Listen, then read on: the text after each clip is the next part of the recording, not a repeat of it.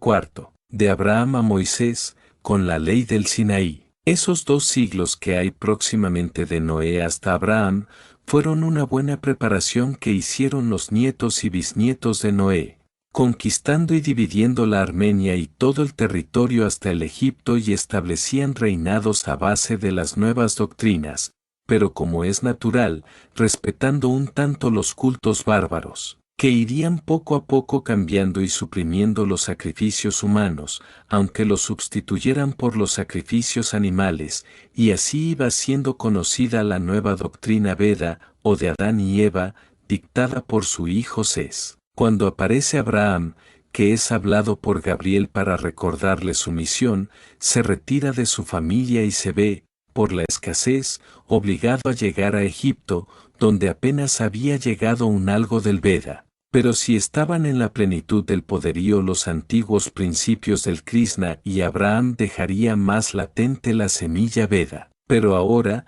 tiene que hacer Abraham un muy grave sacrificio y lo voy a referir, puesto que él solo confirma todo lo dicho sobre el derecho de los magnates a todas las mujeres, sin respetar nada a ningún hombre. Sabía Abraham esto y llevaba a su mujer, la bella Sara. Si hubieran sabido que era su mujer para quitársela lo habían de matar a él y convino con Sara, que dijese ella ser su hermana, no se había equivocado. Cuando los egipcios la vieron, corrieron al rey y le ponderaron la hermosura de aquella mujer, el rey los hizo comparecer y, preguntados, dijeron ser hermanos. Faraón hizo quedar a Sara y a Abraham, y les dio ganados, oro y plata, que él acrecentó en gran manera, pero se veían en libertad siempre, hasta que fueron avisado por Gabriel de que las grandes plagas que habían caído entonces sobre Egipto, eran para avisar a Faraón de que debía dejar ir a Sara. Sara se prosternó a Faraón y pidióle primero indulgencia para Abraham, que le fue concedida, entonces le dijo la verdad, que eran marido y mujer y que las plagas que tenía Egipto eran en castigo de haberla separado de Abraham. Faraón llamó a Abraham y le dijo, ¿por qué nos has hecho esto? ¿Qué me dijiste que es tu hermana, siendo tu mujer? Ahora, pues, toma tu mujer y vete de mi tierra. Abraham y Sara salieron de Egipto y se fueron a Armenia, donde ya había estado, y llevaron todo el ganado oro y plata, plantaron sus tiendas en Aram edificando un altar a Jehová. Ya comprenderéis lo que debieron sufrir Sara y Abraham, pero quedaba ya en Egipto la semilla del Veda y luego veremos que nada se pierde del misionero.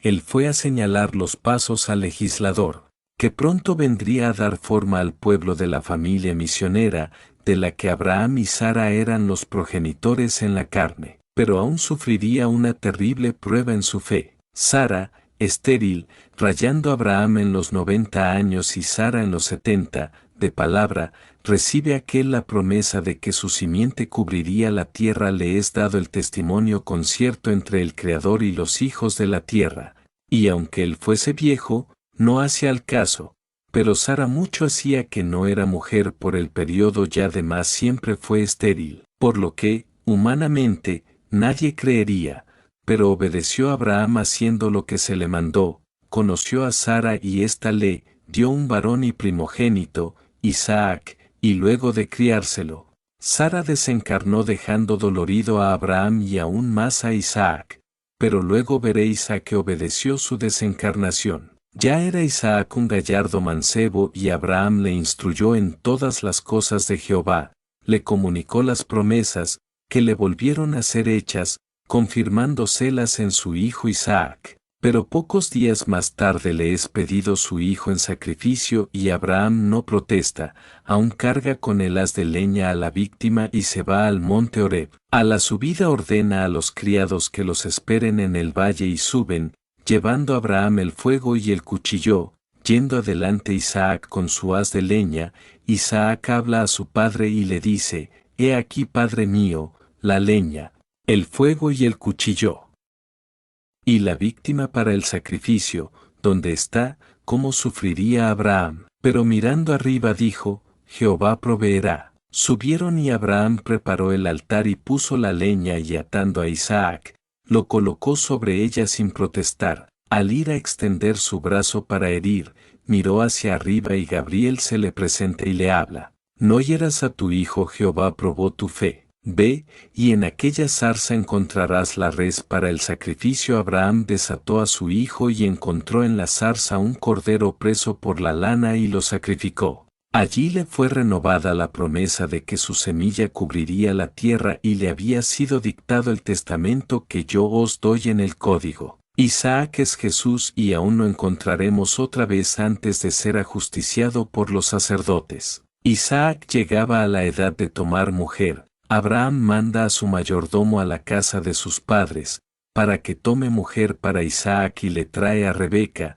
pasaje que está bastante bien descrita en el Génesis de Moisés, pero no está esto que os voy a decir. Sara sabía que tenía que ser madre del que vendría a fundar el pueblo de Israel y que sería el mismo Cés, o legislador o investigador del Padre. Tan pronto crió a Isaac, desencarnó y su espíritu fue a tomar otro cuerpo en casa de los padres de Abraham y fue Rebeca, para ser esposa de su hijo y madre otra vez, del fundador del pueblo de Dios, como lo fue del legislador. En el mismo lecho en que concibiera y diera vida a Isaac bajo otro cuerpo, dio vida a Jacob. Cuánta sabiduría, abnegación y amor representa esto, hermanos míos. Pero todo está en la potencia del espíritu. Pero aquí ya se complican las cosas. Los espíritus primitivos ya se han dado cuenta de que van a ser derrotados por esa sola familia y juegan el todo por el todo. Rebeca concibe dos mellizos. Se había interpuesto por su fuerza bruta, el supremático más terrible que había tenido la tierra. La ley de la naturaleza no tiene ojos. Cumple bien con todos por igual, que los hombres disciernan en justicia según su sabiduría.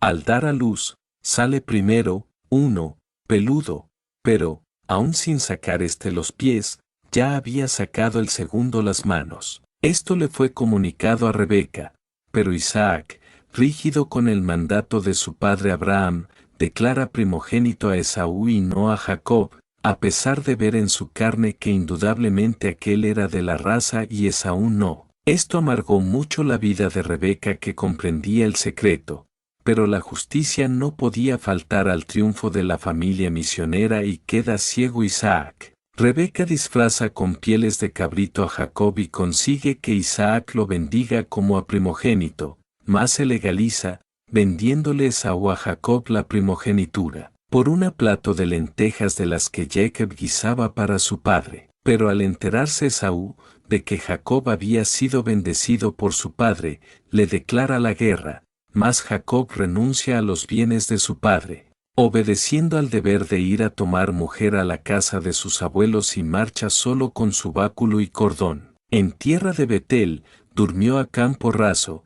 Esa noche fue hablado por los consejos del Padre y le fue repetida la promesa hecha a sus padres, al pie de la escala que veía fija desde el suelo al trono de la sabiduría. Al despertar dijo la palabra Cristo, que ya os dije que en hebreo significa peligro y cuya palabra, tanto nos había de hacer sufrir al fin de nuestras luchas. Vuelve Jacob, 20 años más tarde, con todas sus ganancias y con 2 mujeres que le dio su suegro y tuvo hasta 12 hijos, para la fundación de las 12 tribus con las que funda el pueblo de Israel y que son depositarias del testamento de Abraham. Pero el menor de los hijos, José, es vendido y va a parar a Egipto como esclavo, pero allí había estado Abraham, y José, aunque joven, es sabio y medium. Descifra un sueño profético de Faraón, lo que le vale ser elevado a primer ministro, y allí, porque así convenía a la suprema justicia, van Jacob y toda su familia. Pero Faraón pronto no se acordó de los beneficios recibidos de José y hace esclavo a todo el pueblo de Israel. Las doctrinas Vedas, o de Cés, están ya sembradas por toda la tierra y son como la ola que parte del centro del mar y no para hasta las costas, pero las fuerzas están en el centro. Allí el centro está haciéndose fuerte aún en la esclavitud y en 4 siglos son solo en Egipto más de 2 millones de israelitas convertidos y adámicos de pura cepa. Es casi todo el producto de hijos de los 29 misioneros y llega Moisés, que era el mismo Jacob, que, si antes lo parió Rebeca, ahora fue Jacabel y era la misma Eva, que en sabiduría burla la ley de Faraón de tirar al río los niños varones de los israelitas y aún cría por sus pechos Jacabel, a Moisés, haciéndose pagar del mismo Faraón, y es educado en su palacio el niño que cuando hombre libertaría a 2 millones de sus hermanos esclavos y hundiría para siempre el imperio faraónico y sus ídolos. Es tan grande, hermanos míos, esta página del pueblo de Israel, que difícil me es sustraerme a describirla, solo que no hago ahora más que la pauta de vuestros estudios, pero yo os prometo relatarla en un día como hombre o como espíritu. Si como hombre no lo hiciera, que el maestro que me sustituya me la pida como espíritu y la daré, en todos sus pormenores. Está escrita, mas no es como la encontraréis en la Biblia, porque toda ella está adulterada. Pasemos ya, con Moisés y su pueblo liberto al Sinaí. Un pueblo amargado por 4 siglos de esclavitud y que a pesar de tener la doctrina escrita, como allí fue esclavo, había adorado los ídolos de fulo que Faraón tenía, a pesar de las plagas que había tenido como aviso. Subió Moisés al monte, donde acampaba hacía largos años un sacerdote egipcio llamado Jetro de Madián, suegro de Moisés y que estaba allí, porque era uno de los 29, y sabed, que hoy, cuando escribo conócete a ti mismo, es mi asesor, medium del tribunal, como también a Aarón, guerrero y hermano de Moisés, es el otro asesor y son de los 29. Y el segundo tribunal que nos acompaña ahora, también está allí, siendo 2 de ellos hijos de Moisés y el tercero uno de los ancianos del pueblo esclavo y los 3 son de los 29 también. Os doy estos datos, para que penséis en nuestra gran estrategia y trabajo para hacer triunfar la causa que hoy coronamos. Pues bien, Moisés, en el monte, es avisado de que recibirá la ley y lo anunció al pueblo, y éste, aunque impaciente y dando malos ratos al libertador, por fin vio la terrible tempestad anunciada y a Moisés en medio de la lluvia y los relámpagos, con los brazos extendidos cayó sobre las rocas y allí amaneció. Su espíritu había leído las 2 tablas fluídicas que el espíritu maestro le mostrara y los otros misioneros que en espíritu estaban, escribían los artículos que Moisés copió, 8 y no 10. Solo 3 para el amor de Elohí y 5 para el amor de los hombres. Pero Moisés, ayudado por Jetro, agregó 2 más para refrenar los vicios de aquel pueblo, que quisiera o no, se le habían de haber pegado en 4 siglos de esclavitud en Egipto. Por fin, a los 3 días, baja Moisés con la ley de amor grabada en 2 pedazos de mármol y se encuentra con que aquel pueblo había hecho un ídolo, un becerro de oro y lo había adorado. Su ira fue tan que quiso romper las tablas, pero al hablar era tal el fuego que lo enardecía al reprender a aquellos desagradecidos, que de su cabeza, ojos y boca, salían sus fuerzas fluídicas que parecían al través de la luz, rayos de fuego, y tal fue el temor de los hombres, que rompieron el becerro de oro, se inclinaron y pidieron justicia y reconocieron la ley del decálogo que todo el mundo conoce ya ha prevalecido 36 siglos, como estaba escrito en el testamento de Abraham, aunque todas las religiones la han entendido a su modo y ninguna la ha practicado. Ya está el pueblo de Dios reunido. Es otro reflujo de la ola como el que vimos cuando refluyó Peris, con Fulo.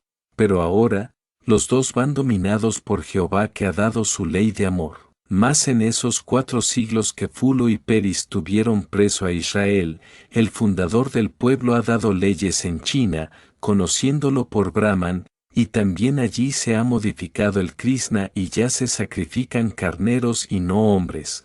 En aquellas fechas,